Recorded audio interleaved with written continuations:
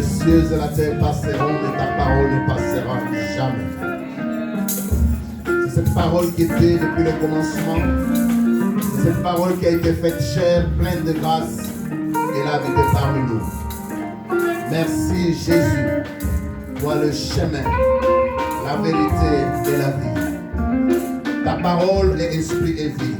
Tu viens, Seigneur, pour enseigner ton peuple, pour éduquer, pour corriger, pour instruire dans la justice, afin que l'homme de Dieu soit accompli et propre à toute bonne œuvre.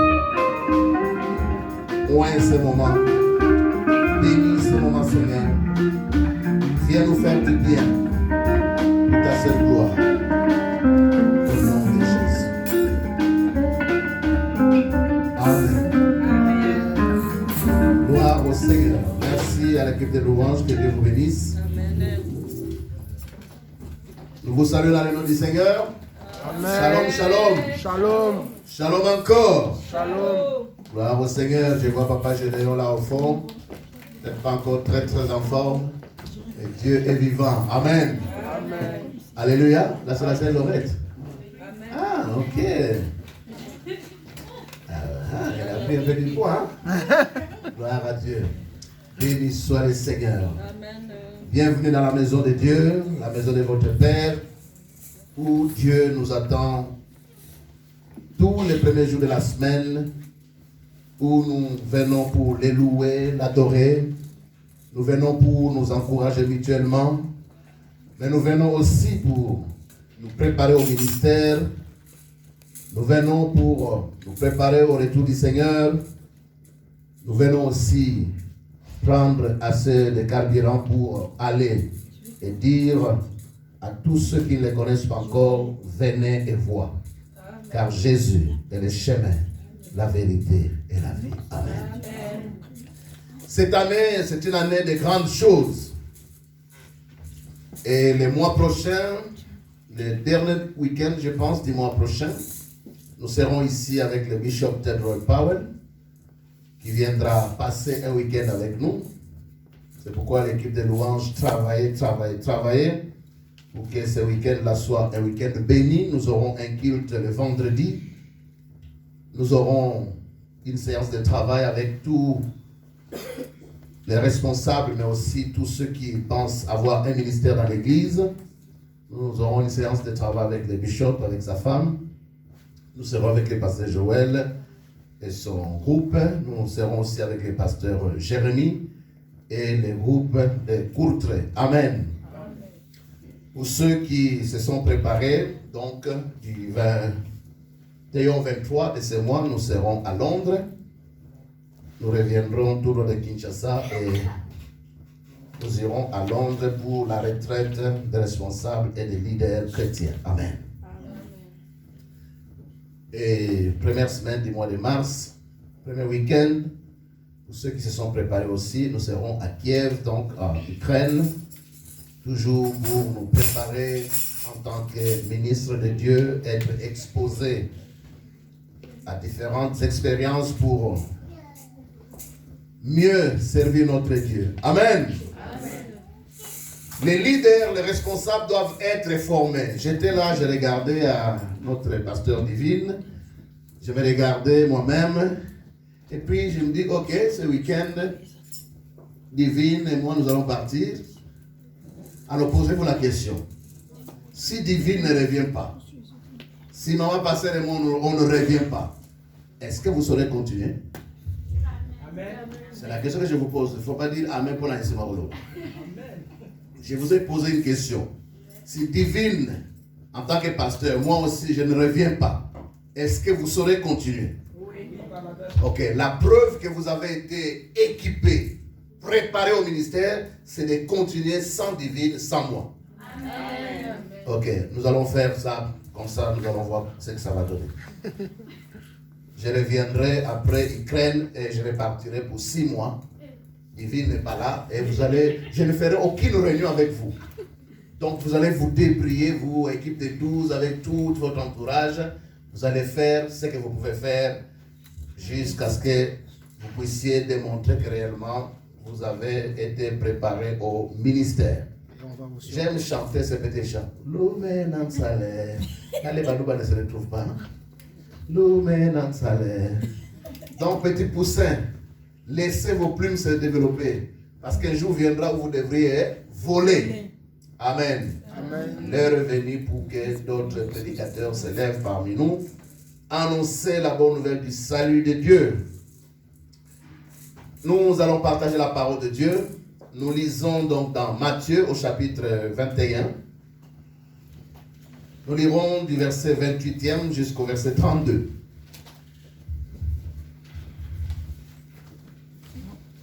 Nous pouvons seulement être sûrs que vous avez été équipés si vous savez continuer sans nous. Donc il faut que ce jour arrive. Et Dieu est en train de faire pour que ce jour soit vraiment une réalité. Nous allons nous lever pour honorer la parole de Dieu. Matthieu, je dis Matthieu, hein? Oui. Matthieu 21, nous lisons à partir du verset 28 jusqu'au verset 32.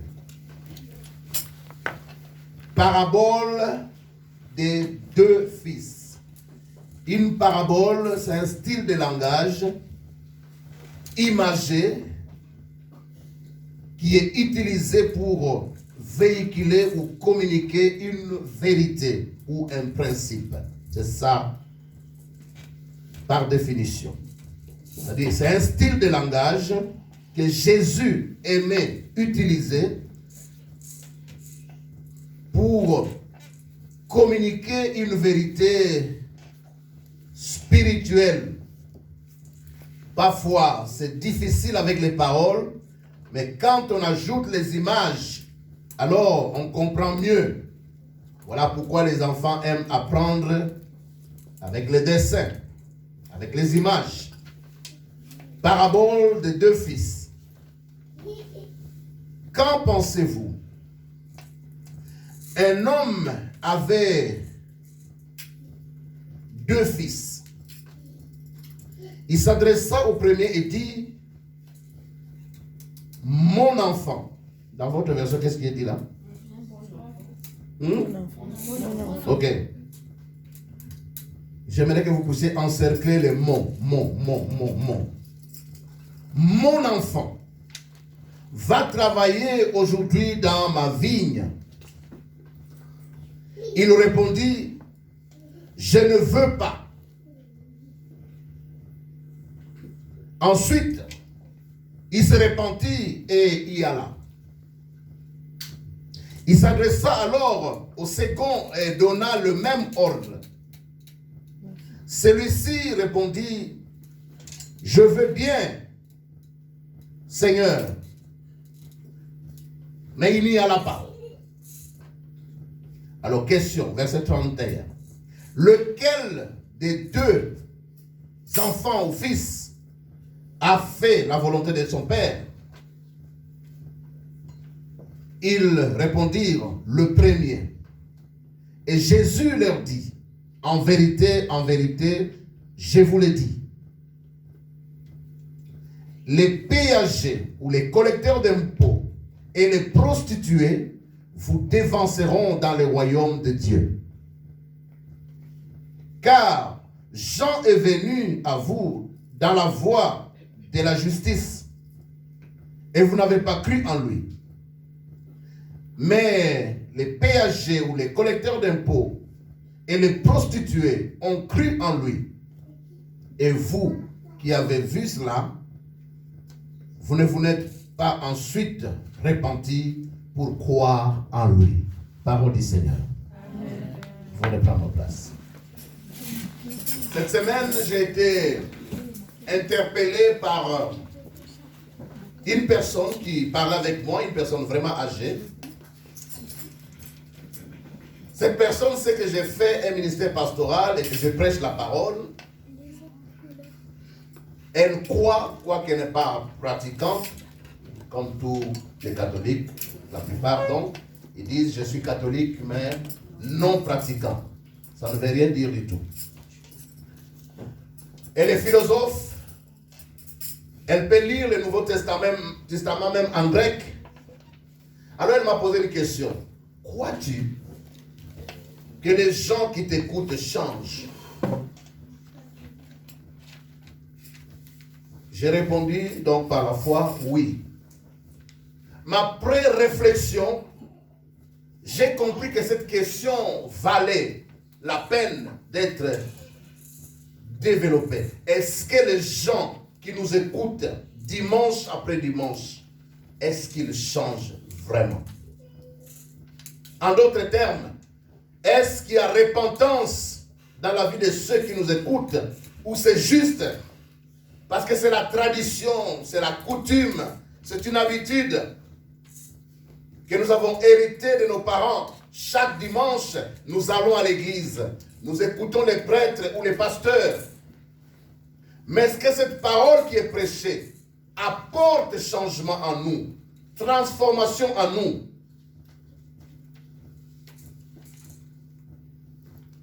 Écouter la parole et ne pas vivre la transformation, c'est dormir dans une pharmacie où c'est plein de médicaments, mais ces médicaments n'auront aucun impact sur nous tant que nous ne les prenons pas, nous ne les consommons pas. Vous pouvez même dormir toute une année dans une pharmacie et être malade. Vous pouvez donc être à l'église et ne pas être transformé si vous ne vous laissez pas transformer. Qu'est-ce que nous venons chercher dimanche après dimanche quand nous venons à l'église? Même quand nous suivons via le net les prédicateurs que nous aimons, qu'est-ce que nous cherchons?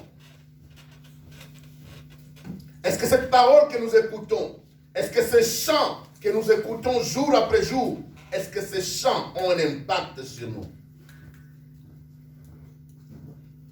Alors Jésus veut enseigner, et comme il a utilisé plusieurs paraboles, ici, on nous parle de la parabole des deux fils.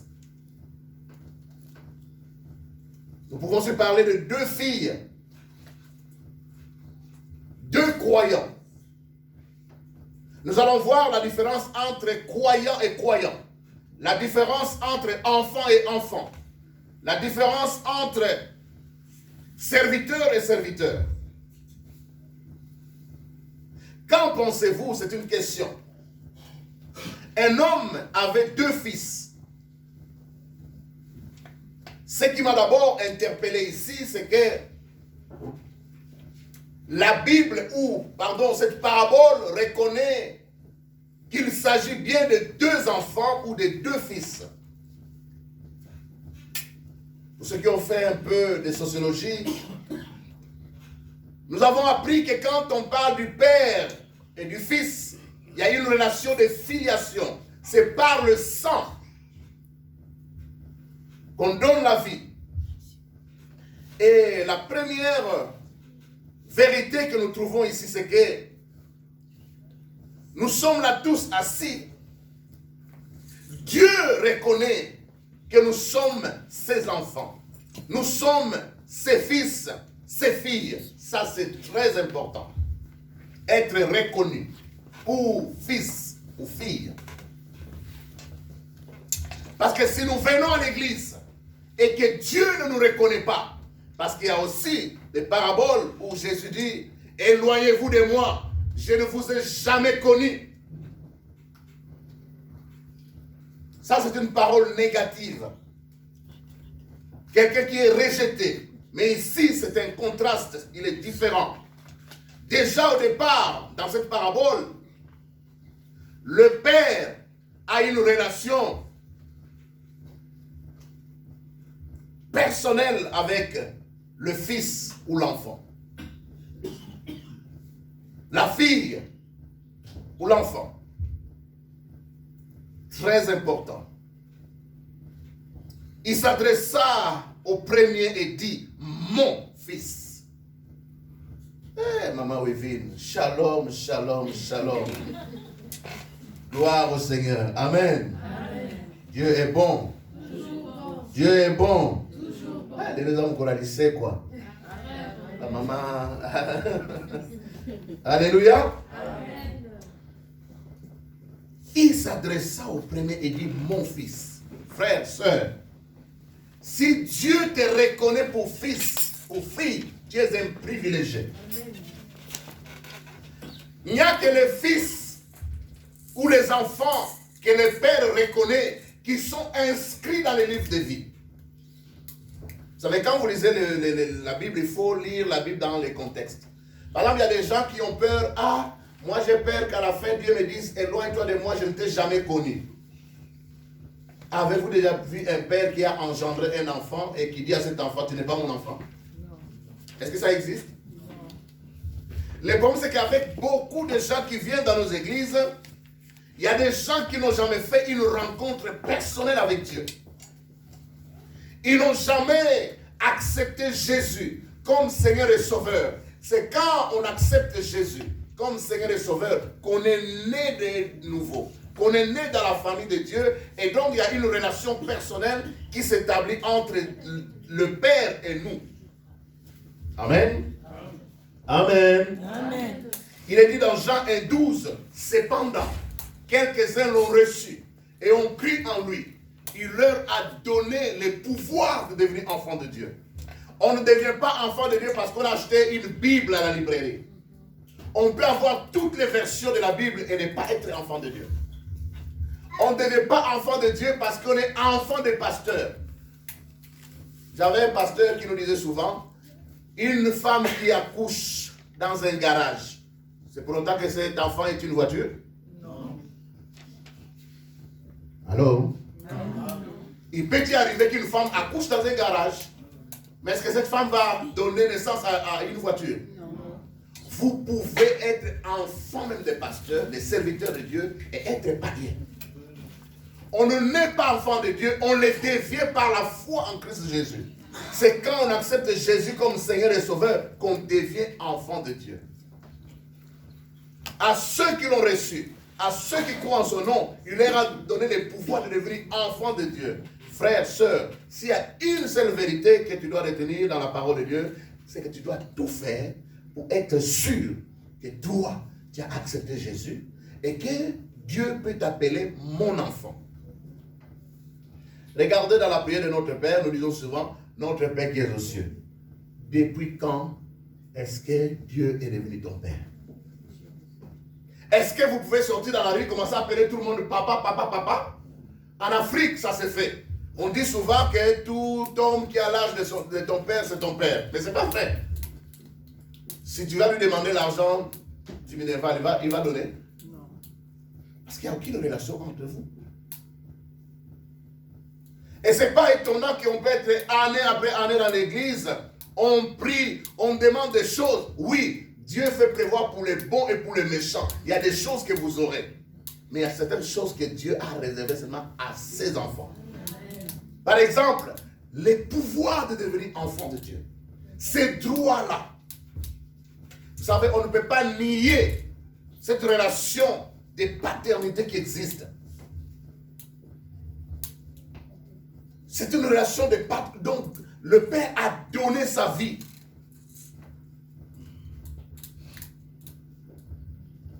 Le roi Albert a nié pendant des décennies et des décennies que Delphine n'était pas sa fille.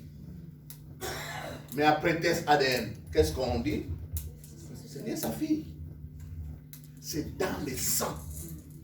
Quand tu as accepté Jésus comme Seigneur et Sauveur, tu peux avoir l'assurance du salut. Tu iras au ciel. Ton nom ne sera jamais effacé dans les livres de vie. Amen. Amen. Et donc, ici, il s'agit d'un père qui s'adresse à deux de ses enfants. J'ai voulu commencer par ici parce que ce qui m'a plus touché, c'est qu'il a dit, mon enfant va travailler aujourd'hui dans ma vie.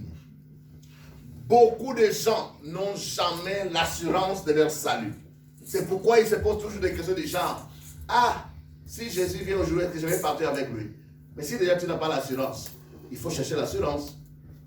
Amen. Vous savez, quand vous roulez et que vous savez que vous êtes couvert, vous ne cherchez pas les accidents. Mais si un accident arrive, vous savez que vous êtes couvert. N'est-ce pas? Cherchez l'assurance du salut. Nous parlons de 2 fils ou de 2 enfants. Au premier, il est dit au verset 29, la fin du verset 28, pardon, mon enfant va travailler aujourd'hui dans ma vigne. Le père demande à l'enfant qu'il reconnaît que c'est mon enfant, va travailler dans ma vigne. Et puis nous arrivons au verset 30. Il s'adressa alors au second fils ou enfant et donna le même ordre. Donc il y a 2 enfants à qui on donne le même ordre. Quel est cet ordre? Va travailler dans ma vigne. En fait, la vigne du père, c'est ta vigne. Parce que c'est toi l'héritier. Nous avons en face de nous 2 types d'enfants. Il y a un qui dit non, je n'irai pas. On dirait Wanamona Poto. C'est un enfant qui a grandi ici en Occident. Nous, quand on a grandi avec nos parents, qui pouvait oser dire non à son père? Hein? Comme on dit à Lingale, ton papa dit va travailler dans la vigne et puis tu dis non.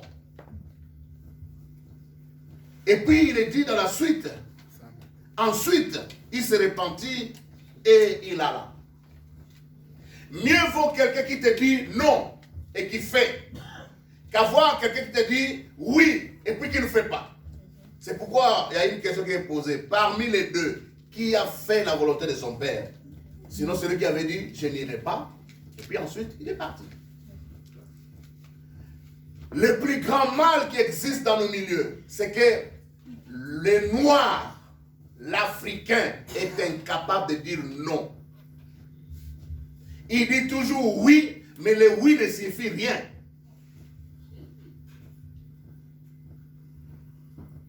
Vous savez, Hérode, il était païen, il ne connaissait pas Dieu. Mais il connaissait la valeur du oui ou de la parole donnée, de la signature. Vous savez, quand quelqu'un a renié sa signature, tout ce qui reste, il peut renier.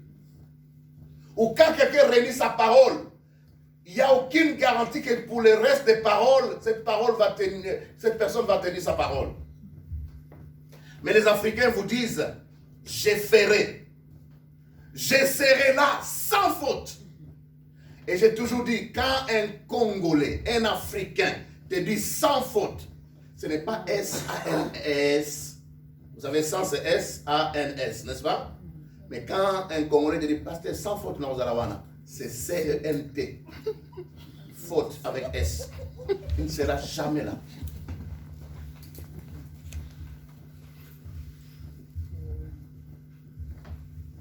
Nous avons 2 types d'enfants.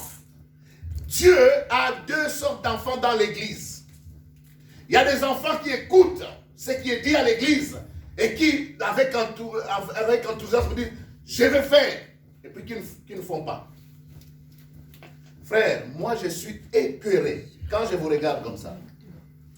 Hier soir, de 19h jusqu'au petit matin, il y avait une veillée de prière ici. Nos frères roumains, si vous ouvrez cette salle-là, ils ont acheté de nouvelles chaises noires.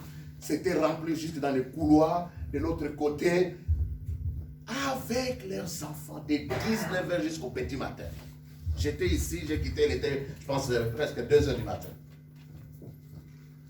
Je me suis dit, oh, yo peuple, yandenge nini. J'ai dit, ah, ok, tu as raison. Quel peuple! Quelle humiliante! Alléluia. J'ai regardé nos frères roumains avec leurs enfants de 19h jusqu'au petit matin, remplis même dans les bois. C'est pourquoi vous voyez la buée dans les glaces là, parce qu'il y avait beaucoup de gens ici. Les gens sont venus de l'Allemagne, de la France, de l'Angleterre pour passer du temps dans la prière. Et nos frères roumains prient le mardi, le jeudi, le samedi et le dimanche. Le samedi, c'est non négociable. de 19h à 21h, pardon, de 19h jusqu'à 21h30, ils sont ici. Et le soir, ils reviennent encore le dimanche. Je regardais ces frères prier. Je les regardais prier. Je les regardais écouter la parole avec leurs enfants. Frères, sœurs, nous sommes tous de ceux qui disent, nous aimons Dieu. J'irai, je vais faire. Mais je ne pense même pas qu'il soit encore utile de donner des annonces ici à l'église. Mercredi, nous avons étude biblique. Vendredi, nous avons réunion de prière. Les gens vous disent, pasteur, rendez-vous. Mais c'est sans faute. Malheureusement, c'est le CENT. Non seulement nous avons deux sortes d'enfants dans la maison de Dieu. Dans la maison de Dieu, il y a de ceux qui écoutent et qui, avec un nakoussala, je vais faire, et puis dans la suite, il n'y a rien. Mais vous allez voir quelqu'un qui vient d'arriver, qui croit que ces gens sont sérieux. Et quand cette personne a appris que mercredi a étude biblique, cette